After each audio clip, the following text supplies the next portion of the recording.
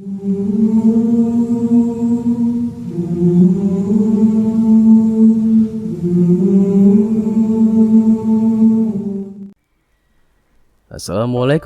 warahmatullahi wabarakatuh. Selamat datang kembali di channel Mutiara Kehidupan, channel yang akan membahas kisah atau kejadian yang terjadi di seluruh penjuru dunia. Kali ini saya akan membawakan sebuah kisah atau cerita alam gaib, makhluk halus, tempat angker, misteri, legenda, ziarah. Langsung saja kita masuk ke dalam videonya.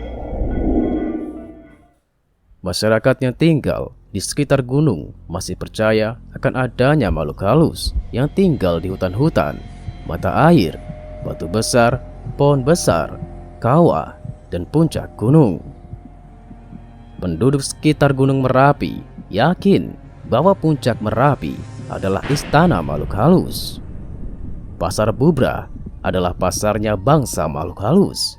Watu Gubuk di Gunung Merbabu adalah pintu gerbang menuju kerajaan gaib. Di puncak Gunung Gede terdapat lapangan luas yang konon pendaki yang berkemah di sana sering mendengar derap kaki kuda atau melihat istana. Di Randu Kumbolo di dekat Gunung Semeru, para pendaki yang berkemah sering melihat hantu wanita muncul dari tengah danau. Peristiwa-peristiwa gaib sering dialami para pendaki hampir di seluruh gunung-gunung yang terkenal dengan keangkerannya. Para pendaki sering diingatkan oleh masyarakat setempat, petugas, maupun peraturan yang jelas-jelas berisi pantangan-pantangan yang berhubungan dengan makhluk halus penghuni gunung yang bersangkutan. Untuk mendaki Gunung Agung di Bali, pendaki dilarang membawa makanan yang mengandung daging sapi. Beberapa peraturan mistik di gunung yang umum berlaku, misalnya pendaki wajib minta izin atau permisi ketika melewati tempat-tempat tertentu, mau beristirahat, mau buang air. Dilarang mengenakan pakaian berwarna merah atau hijau. Dilarang mendaki bagi wanita yang datang bulan. Larangan mendaki Gunung Sundoro pada hari Jawa Wage dan Selasa Kliwon. Larangan mendaki Gunung Agung pada hari besar agama. Terlepas dari percaya atau tidak percaya, seorang pendaki yang sopan harus tetap mengikuti peraturan-peraturan masyarakat setempat. Tidak ada salahnya kita menghormati kepercayaan masyarakat setempat, juga guna menghindari terjadinya hal-hal yang tidak diinginkan. Akibat buruk yang terjadi biasanya, pendaki akan linglung, kehilangan arah sehingga akan berputar-putar di suatu tempat. Bisa jadi akan kesurupan atau akan berjumpa dengan hal-hal yang aneh. Bisa juga mengakibatkan kecelakaan yang fatal.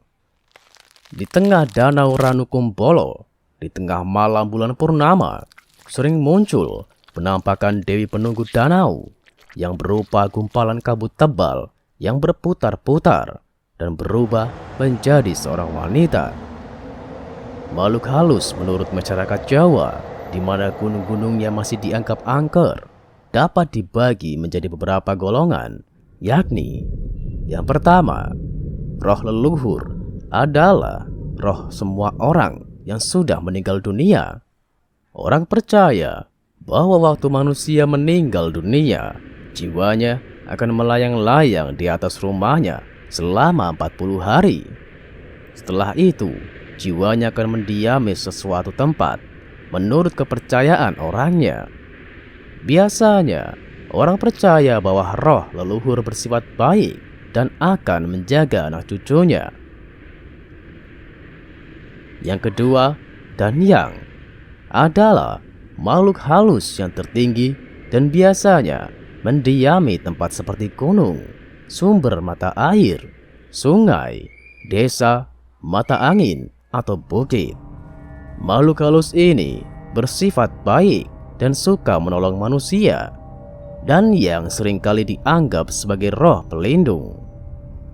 Yang ketiga, Demit adalah roh sakti yang mendiami tempat-tempat angker yang biasa disebut punden, seperti runtuhan candi kecil, pohon beringin, makam tua, mata air yang tersembunyi, batu besar, dan lain-lain. Demit sering dimintai pertolongan oleh manusia yang biasanya meminta kekayaan, kesehatan, kesembuhan, keturunan, keselamatan, pengasihan. Biasanya disertai dengan selamatan sederhana berupa nasi tumpeng, ayam, kue, dan bunga. Yang keempat, tuyul adalah makhluk halus ini yang berwujud anak kecil yang telanjang bulat dan berkuncung di kepalanya, dan berkelakuan seperti anak kecil yang bandel. Untuk mencari tuyul dapat dilakukan dengan bersemedi di tempat-tempat angker. Memeliharanya tidak terlalu sulit, cukup dengan menyediakan tempat tidur dan memberi mereka makan pada saat petang. Yang kelima, lelembut adalah makhluk halus yang sering mengganggu, merusak, membuat sakit, dan mematikan manusia. Lelembut seringkali merasuki orang sehingga membuatnya sakit, gila, bahkan meninggal. Lewat badan seseorang inilah lelembut dapat menyampaikan kemauannya. Kerasukan lelembut dapat dibedakan menjadi beberapa jenis: kesurupan, kampir-kampiran, kampel-kampelan, setanan, kejiman atau keinan, dan kemongbong. Salah satu cara melepaskan lembut dengan memanaskan kaki pada api unggun.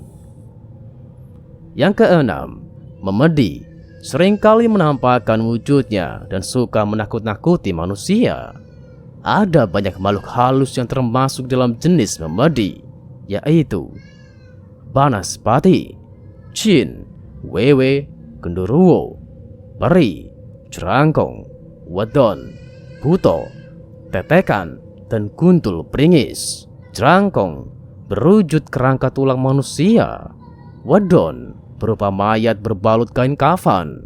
Banaspati, makhluk halus yang berjalan dengan kedua tangannya sambil mulutnya menyemburkan api. Wajahnya terletak pada tempat alat kelamin. Sundel bolong berwujud wanita cantik yang punggungnya bolong tertutup rambut panjang. Suka merayu laki-laki. Setelah berkencan, testis laki-laki akan dipencet atau dikebiri. Genderuwo sering berubah wujud menjadi manusia, menyamar sebagai seorang suami, dan menggauli seorang wanita, istri yang sedang ditinggal suaminya. Genderuwo senang berada di tempat-tempat yang gelap, gang sempit dan buntu, dan WC umum. Konon, kemunculan Nyi Roro Kidul dari istana pantai selatan menunggang kereta kuda kencana, diiringi pasukan berkuda dari dasar samudra. Mata biasa hanya akan melihat kemunculannya sebagai ombak tsunami. Pendaki yang sering menginap di alun-alun Surya Kencana juga sering mendengar derap kuda pasukan Pangeran Surya Kencana. Bila pendaki mendengar suara kuda, sebaiknya jangan dihiraukan. Namun, bila pendaki semakin penasaran dan ingin mendengar suara kuda lebih jelas, maka akan muncul penampakan kuda-kuda. Selanjutnya, para pasukan Pangeran Surya Kencana akan menampakkan diri di atas kuda-kuda tersebut. Bila hal ini terjadi, maka pendaki tersebut akan terbawa ke alam gaib. Di dunia ini sebenarnya memiliki 7 macam alam kehidupan, termasuk alam yang dihuni oleh manusia. Masing-masing alam ditempati oleh bermacam-macam makhluk. Makhluk-makhluk dari 7 alam tersebut, pada prinsipnya mereka mengurusi alamnya masing-masing. Aktivitas mereka tidak bercampur. Setiap alam mempunyai urusannya masing-masing. Dari 7 alam itu, hanyalah alamnya manusia yang mempunyai matahari dan penduduknya yang terdiri dari manusia, binatang, dan lain-lain mempunyai badan jasmani. Penduduk dari 6 alam yang lain, mereka mempunyai badan dari cahaya, badan cahaya, atau yang secara populer dikenal sebagai makhluk halus, makhluk yang tidak kelihatan. Di 6 alam itu, tidak ada hari yang terang benderang karena tidak ada matahari. Keadaannya seperti suasana malam yang cerah di bawah sinar bulan dan bintang-bintang yang terang. Maka itu, tidak ada sinar yang menyilaukan seperti sinar matahari atau Bagaskoro, Jawa halus. Ada 2 macam makhluk halus, yakni makhluk halus asli yang memang dilahirkan sebagai makhluk halus, dan makhluk halus yang berasal dari manusia yang telah meninggal. Seperti juga manusia, ada yang baik dan jahat, ada yang pintar dan bodoh. Makhluk-makhluk halus yang asli, mereka tinggal di dunianya masing-masing. Mereka mempunyai masyarakat, maka itu ada makhluk halus yang mempunyai kedudukan tinggi seperti raja-raja, ratu-ratu, menteri-menteri, dan lain-lain. Sebaliknya, ada yang berpangkat rendah seperti prajurit, pengawal, pekerja, pegawai, dan lain-lain. Alam gaib atau alam makhluk halus yang tidak kelihatan oleh mata manusia biasa. Yang pertama, merkayangan kehidupan. Di saluran ini hampir sama seperti kehidupan di dunia manusia, kecuali tidak adanya sinar terang seperti matahari. Dalam dunia merkayangan, mereka merokok, rokok yang sama seperti dunia manusia, membayar dengan uang yang sama, memakai macam pakaian yang sama, ada banyak mobil yang jenisnya sama di jalan-jalan. Ada banyak pabrik-pabrik persis seperti di dunia manusia. Yang mengherankan adalah mereka itu memiliki teknologi yang lebih canggih dari manusia. Kota-kotanya lebih modern. Ada pencakar langit, pesawat-pesawat terbang yang ultra modern, dan lain-lain. Ada juga hal-hal yang mistis di dunia perkayangan ini. Kadang-kadang, bila perlu, ada juga manusia yang diundang oleh mereka, antara lain untuk melaksanakan pertunjukan wayang kulit, menghadiri upacara perkawinan, bekerja di batik, rokok, dan manusia-manusia yang telah melakukan pekerjaan di dunia tersebut.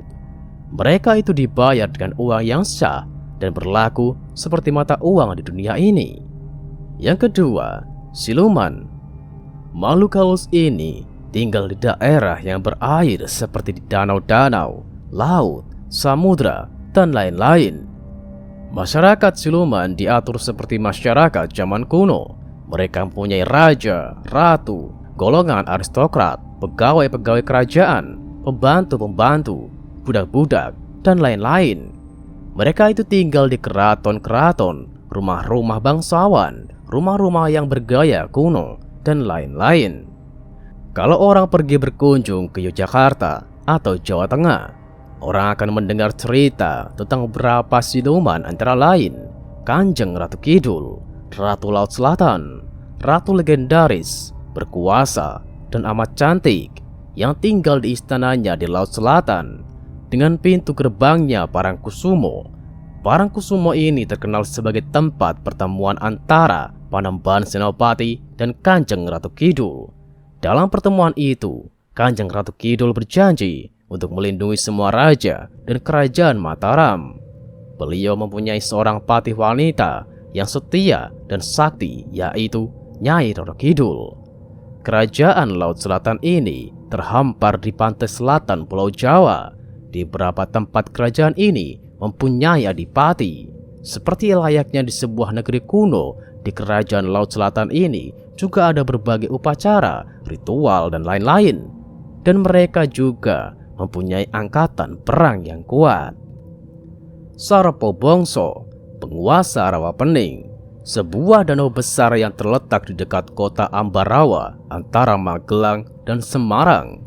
Sarapo Bongso ini siluman asli yang telah tinggal di telaga itu untuk waktu yang lama bersama dengan penduduk golongan siluman. Sedangkan Kanjeng Ratu Kidul bukanlah asli siluman. Beberapa abad yang lalu, beliau adalah seorang gusti di kerajaan di Jawa. Tetapi patihnya Nyai Roro Kidul adalah siluman asli sejak beberapa ribu tahun yang lalu. Yang ketiga, Kajiman. Mereka hidup di rumah-rumah kuno di dalam masyarakat yang bergaya aristokrat. Hampir sama dengan bangsa siluman, tetapi mereka itu tinggal di daerah-daerah pegunungan dan tempat-tempat yang berhawa panas. Orang biasanya menyebut mereka jin. Yang keempat, Demit. Bangsa ini bertempat tinggal di daerah-daerah pegunungan yang hijau dan lebih sejuk hawanya. Rumah-rumah mereka bentuknya sederhana, terbuat dari kayu dan bambu. Mereka itu seperti manusia, hanya bentuk badannya lebih kecil. Di samping masyarakat yang sudah teratur, seperti merkayangan, siluman, kajiman, dan demit. Yang kelima, masih ada lagi dua alam lainnya. Secara singkat, kedua masyarakat alam itu adalah untuk mereka yang jujur, suci, dan bijak. Makhluk halus yang tidak sempurna. Di samping 7 macam alam permanen tersebut, ada sebuah saluran yang terjepit, di mana roh-roh dari manusia-manusia yang jahat menderita karena kesalahan yang telah mereka perbuat pada masa lalu. Ketika mereka hidup sebagai manusia, suara desisan di puncak-puncak gunung adalah suara roh-roh yang sedang menderita siksaan. Hubungan manusia dan makhluk halus. Selamatan sering diadakan untuk menghormati dan sebagai rasa terima kasih kepada roh leluhur. Misal, upacara bersih desa. Setiap satu suro, beberapa masyarakat gunung sering memberi sesaji keselamatan berupa kepala kerbau yang ditanam di puncak atau di kawah. Sesaji kepada roh leluhur masyarakat Bromo terkenal dengan upacara Yadya Kasada. Manusia juga sering memberi sesaji kepada makhluk halus agar terhindar dari berbagai gangguan. Sesaji pada umumnya berupa makanan, minuman, bunga, uang, rokok, kadang pakaian. Ada juga yang memberi sesaji minuman keras yang memabukkan. Untuk menghindari gangguan makhluk halus, kadang manusia membuat rintangan dengan membuang buah-buahan yang berbau busuk atau bau-bauan lain yang tajam. Manusia juga sering meminta pertolongan makhluk halus di gunung-gunung tertentu untuk berbagai keperluan, misal minta keselamatan, kekayaan, kenaikan pangkat, penglarisan, jodoh, dan masih banyak lagi. Makhluk halus yang baik sering memberi pertolongan kepada pendaki gunung yang tersesat dengan menyamar menjadi binatang, misalnya burung. Di Gunung Sumbing, konon pendaki yang ketinggalan temannya akan ditemani oleh sesosok orang yang sebaya dengan pakaian putih. Ada 9 macam makhluk halus yang katanya suka menolong manusia supaya menjadi kaya dengan kekayaan material yang berlimpah atau pesugihan. Pemujaan terhadap ke-9 makhluk jahat itu merupakan kesalahan fatal. Mereka itu bila dilihat dengan mata biasa kelihatan seperti: yang pertama, jaran penoreh atau kuda yang kepalanya menoleh ke belakang. Yang kedua, srenggara nyarap atau anjing menggigit. Yang ketiga, bulus jimbung atau bulus yang besar. Yang keempat, kandang bubra atau kandang yang rusak. Yang kelima, umbel molor atau ingus yang menetes. Yang keenam, kutuk lamur atau sebangsa ikan yang penglihatannya tidak terang. Yang ketujuh, gemak melung atau burung gemak yang berkicau. Yang kedelapan, codot ngising atau kelelawar berak. Yang kesembilan, bajul putih atau buaya putih. Beberapa gunung terkenal sebagai tempat untuk mencari pesugihan, pangkat, penglaris, dan lain-lain.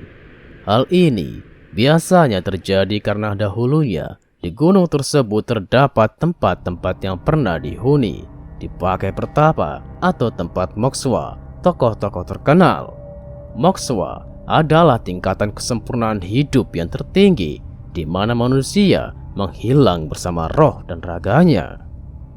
Makhluk halus yang jahat seringkali mengganggu manusia, menculik manusia, membuat orang sakit, bahkan bisa membuat orang meninggal.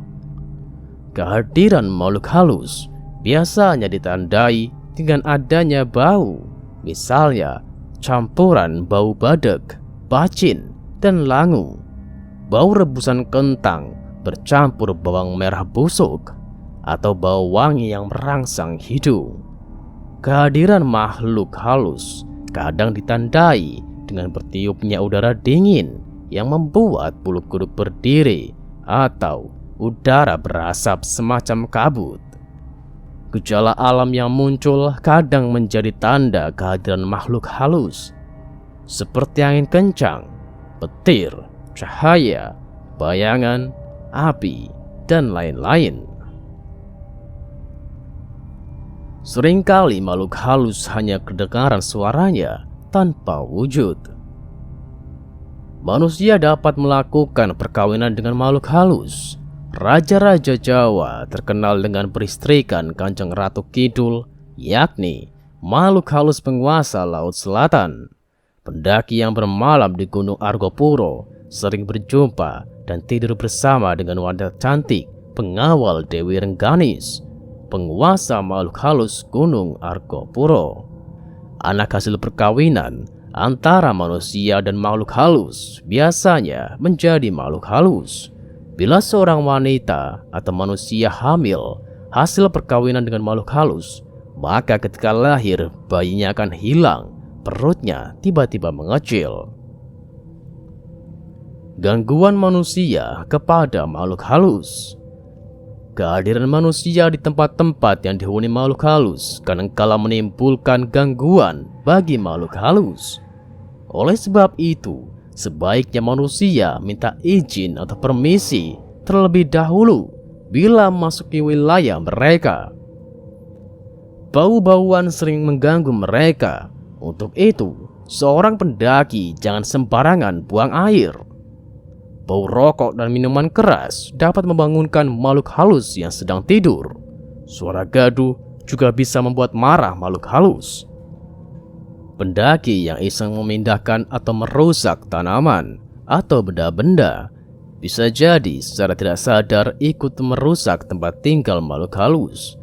Memindahkan batu besar yang diyakini sebagai tempat tinggal makhluk halus kadangkala tidak pernah berhasil. Begitu juga dengan upaya menebang pohon besar seringkali gagal, harus dengan disertai upacara membayar ganti rugi berupa saji khusus. Penebangan dan pengerusakan hutan dan pembangunan sarana-sarana kebutuhan manusia secara tidak langsung telah merusak tempat-tempat tinggal makhluk halus, sehingga hanya masyarakat makhluk halus yang tinggal di gunung-gunung dan hutan-hutan samudralah yang masih bisa lestari. Makhluk halus sebagai penghuni dan penjaga alam bagaimanapun juga harus dihargai sebagai layaknya makhluk yang lain. Kemarahan makhluk halus bisa menimbulkan bencana, wabah penyakit, tanah longsor, banjir, bahkan gunung meletus. Bagi pendaki yang pernah melakukan pendakian seorang diri, pasti akan merasakan berbagai suasana nuansa gaib. Percaya atau tidak dengan alam makhluk halus, setiap pendaki tetap harus memahami tempat-tempat yang dianggap sakral dan angker oleh masyarakat setempat. Setidak-tidaknya bisa membawa oleh-oleh bahan cerita yang seru tentang gunung yang didaki. Seorang pecinta alam sejati akan menyapa matahari ketika muncul di ufuk timur. Hembusan angin kencang dianggap sebagai kecelakaan seorang sahabat. Kucuran hujan deras adalah ajakan alam untuk bermain dan bercanda. Batu besar atau batang pohon bisa menjadi kawan kita berbicara. Burung-burung mengajak kita bernyanyi. Alam memang memiliki roh kehidupan. Pendaki yang ramah dan menghormati alam, dia akan turun gunung dengan semangat hidup yang baru, yang dipenuhi spirit of the mountain. Nantikan cerita selanjutnya tetap di channel Mutiara Kehidupan. Wassalamualaikum warahmatullahi wabarakatuh.